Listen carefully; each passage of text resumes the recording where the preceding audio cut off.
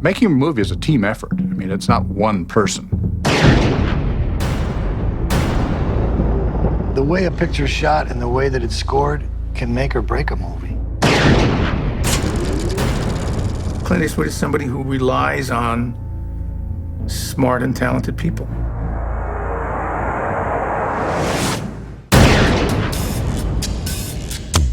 Clint may be Frank Sinatra, but Frank Sinatra needed all those great guys in the band to make that sound.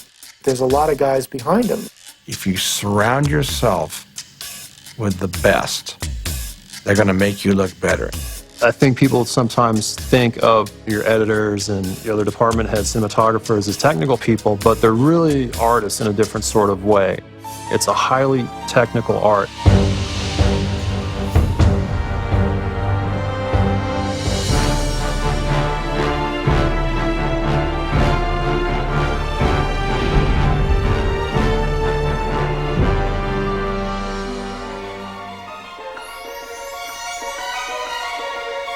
Well, I think the auteur theory is interesting. I think the French sort of came along and glamorized the position of the director, but it is a collaborative effort, and so I hate to use that word because it makes it sound so single-dimensional.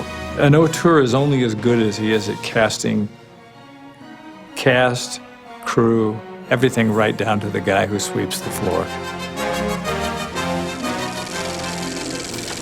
Yes. That's the shot I'm looking for. When you're in production, when you're on set, the director really is totally dependent upon your cinematographer. And I liken a little bit to a military organization where you have the ship and you have the captain of the ship, and that's the director.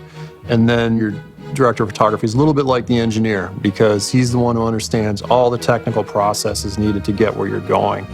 A good cinematographer is thinking about what's that look going to be like, and how can we take our current tools, our film stocks and cameras and so on, to maximize that.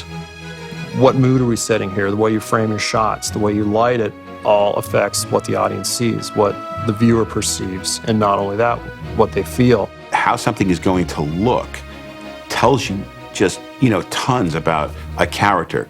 Because I come from a painting background, first thing I do is I start dealing with warm and cools. I say, okay, this character is lost, is lonely, is isolated, so I'm going to lean towards cool colors and big spaces and try to isolate that person in the frame as much as I can.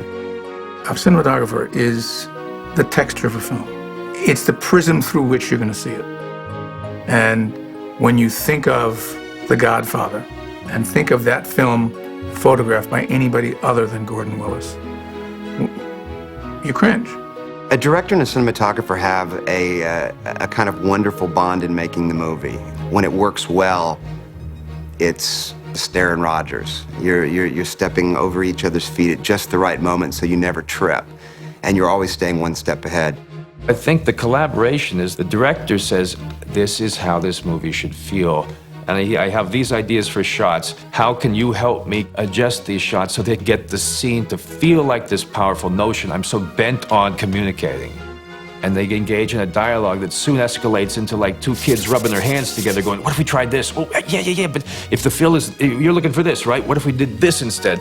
And that's where the cinematographer is priceless because he gets the tension of the director, the vision of the director. Somehow he reads my mind. He put my thoughts on film for everyone to see. I'll say, I saw a shot that starts over here and goes over here, and he'll say, well, I saw one that is over here, and we'll, well, forget mine, yours is better. I think when you've got a DP that you've worked with more than once, and you have that shorthand where you finish each other's sentences, and you know and accomplish what the other one wants before they can even do it, then I think that's a great thing. When you think of Dirty Harry, yes, very specific imagery comes to mind right away. They have a certain kind of gritty look to them. They have a kind of a grainy quality, especially the first one. They weren't done to have great sweeping panoramas, or if you had some very fancy lighting in it, lots of, Ridley Scott pools and shadows, it wouldn't look right. They really have to look like they're shot in the city and shot quickly and cheaply, because that's what Clint liked to do, shoot things cheap. and it works. It really works in Dirty Harry because it gives a certain realism to it. You know, if those movies had bigger budgets, they wouldn't have been as good. The camera never becomes the object. In other words, it never draws attention to itself. I know directors today love to have such wonderful toys because they're available and you can make such interesting dynamics. But if you're avoiding telling the story or diluting the audience's ability to absorb the story, it doesn't work. Clint is so good at using the proscenium. For the most part, the camera is just a witness, and a convenient witness, because you always like to put the lens where somebody sitting in a conversation would like to be. That's why he likes to shoot with lenses close and wider than you would normally use. It's a perspective of a fly on the wall or someone in the other chair watching the conversation. In that way, that's kind of old-fashioned, but it's becoming new-fashioned because so many directors are going the other way with the toys and tools.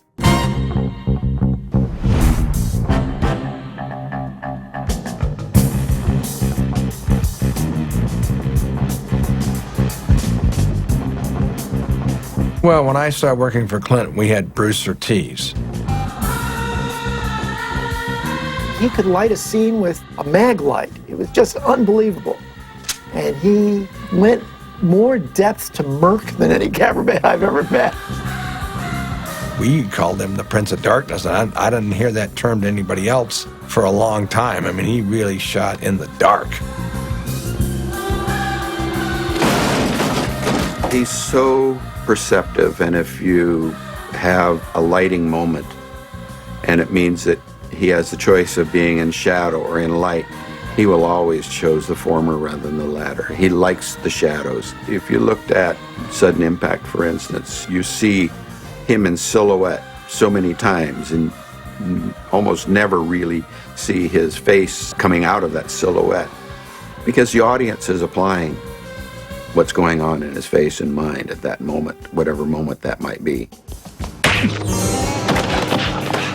And he's clever enough to know that some of the best imagery is in the audience's mind. And there are images that he may not ever be able to present to an audience, like it can be created in their mind. Bruce was a great cameraman and doesn't, at this moment, get all the props he deserves, but I believe he's one of the great ones, and I think that he added immeasurably to the look of these movies and also to the speed at which they were done, which was a very important factor at that time. He was great. Then Jack Green came along, and Jack Green was an operator for Bruce, and Bruce was doing something, and Clint gave Jack Green an opportunity to step up.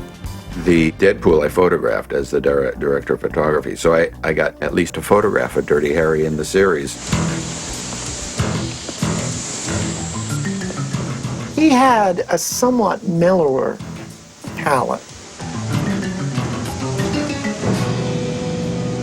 It's nice to have people that you're familiar with, and also you know their work, you know they're good.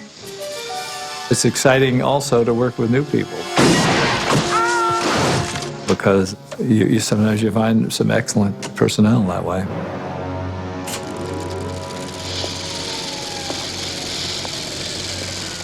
When you make a movie, you don't really see the movie until you get into the editing booth. And it's amazing how the choices you make in the editing booth shape the movie. And a good editor will make choices and decisions that a director could never have imagined. With an editor, it's my opinion, and I think it's most directors' opinion, that you don't want someone who's just going to attend to your marching orders or is going to try to predict exactly what you want. You want somebody that has a mind of their own, an opinion about the piece, because a lot of times they'll come up with things that weren't your intention when you were shooting it, but you look and you go, wow, how did I miss that? This is fantastic. I love changing the perspective of this scene in some ways. This, feels organic to the piece. There are no rules to how you cut a scene. You can start tight and come back out. You can start wide and go in. You start medium, back out and go back in. Depending on whatever the scene is. Film editing to me is the one part of the filmmaking process that's not irrevocable.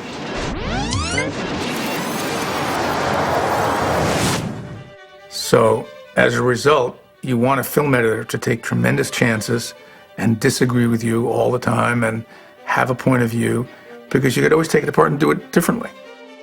You have to know what movie you're making. You have to know the spine and the feel of the scene. Knowing the characters and where they come from and understanding them can affect how you splice and edit and cut together and juxtapose images. You can cut the movie, a lot of different ways.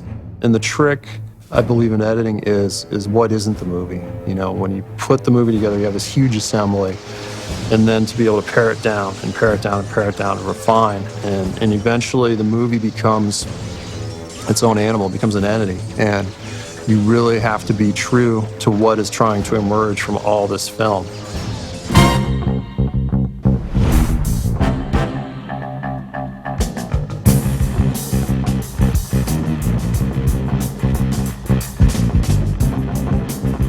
Ferris was a real old studio pro, just fantastic. Boy, he had the chops. He could get it together and make this stuff look great. He could find the right nuance and the right scene, and he could find it fast. Ferris, he was Clint's editor. Joel Cox, who was Ferris's assistant, took over. And Joel was brilliant. He was brilliant as an assistant.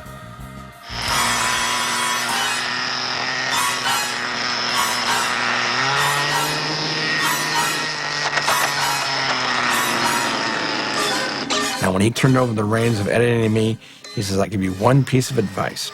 Use your first instinct and don't go home and think about it. Come back and recut.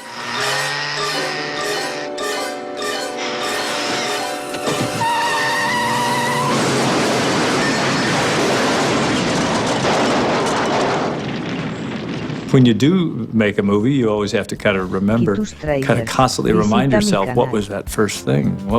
How did I feel about it the night I sat down and read this? And I got to stay with that program, because that's the program you've committed to. And not to say you can't evolve it as you're going, but you still, that's sort of like painting or something, or sculpting, you're kind of crafting it, and you get halfway through and you say, I like the eyes looking this way or something. But in a film, you do that, but you still don't change the basic line. And what happens is, you see a scene and you think it plays great. See it 10 times and all of a sudden you start to say, well, it's a little slow here, or it's a little this here, and you start doing this to it. And as you start cutting away and taking those little moments out, you're taking away a piece of the film of its emotion or character study, or a little tempo thing that really worked the first time you see it. And again, that's the first instinct. I see it, that's what we should be.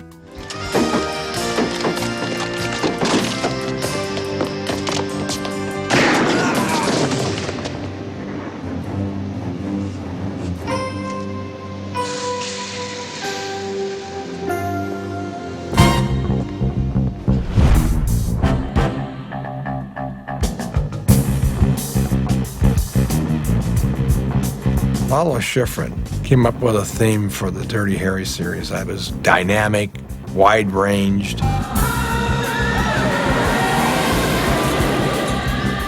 When you heard the music, you knew it was Dirty Harry. I think Lalo Schifrin kind of made Clint cool, because he was all jazzy and his music was all streamlined. I think Lalo had a lot to do with the success of the franchise. Dirty Harry was a Warner Brothers project, and the director, Don Siegel, called me and said that he wanted me to write the music. By this time, we have done several films, with and without Clint Eastwood, and he kind of trusted my judgment. Well, Lalo, he's a terrific jazz composer. And he really, with the Dirty Harry stuff, caught an edge and could sharpen it up with the music.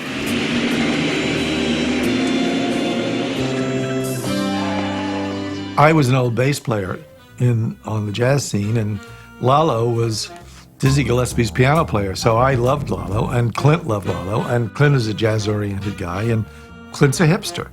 And it was a great choice, and Lalo is a brilliant, broad range. I mean, he's just not a jazz piano player, he's a very wonderful composer. First of all, I love to work with Clint because he likes music, and we understand each other very well. So when I look at the film, I liked it very, very much, and I gave him some ideas what my contribution would be. I told him that I wanted to use voices, female voices. And he said, why? He was not used to work, he was used to instrumental music, but not. I said, in conjunction with the instruments, I like to have voices, because I think that Scorpio, the villain, hears voices, he's crazy. The film was shot during the Vietnam War, so he was wearing a belt with a peace sign. This is incongruous. A guy like him who kills people who has a peace sign. So I said, that's why I think he hears voices. And I thought also the idea of putting one of the female voices with a very haunting theme and some electronic instruments together may create an atmosphere of fear and disturbed mind. Years later, I was living up in the mountains in Idlewild, and I'm on this hike for several hours, way up there. And, you know, all alone, and I see this figure, you know, down the trail coming towards me. And we looked, he looked so familiar, and he, of course, he recognized me. I'd never really seen him in person. And I looked at him, and he said, Andy Robinson. And I said, I know you. And he says, I'm Lalo Schifrin. And I said, oh my God. And I told him at the time, I said, the reason everybody thinks my performance was so great is because of the music that you put when I was on screen. And he said, I had to, because I mean, he was wonderful. He says, because I had to find a music for you, you know, because you were just, and he used this expression in the mouth of the wolf. What is that? Boca de lupo.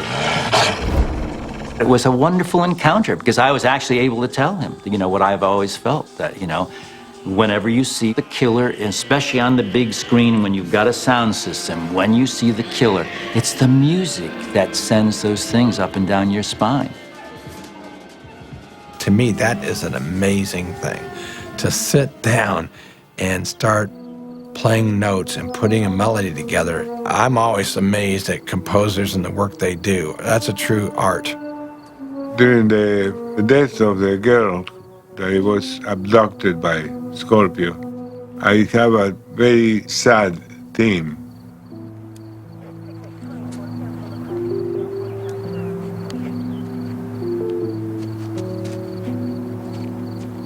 So I did it with one instrument, an electronic piano, but it doesn't have a harsh sound.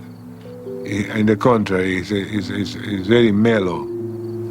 In both cases, I use the same theme.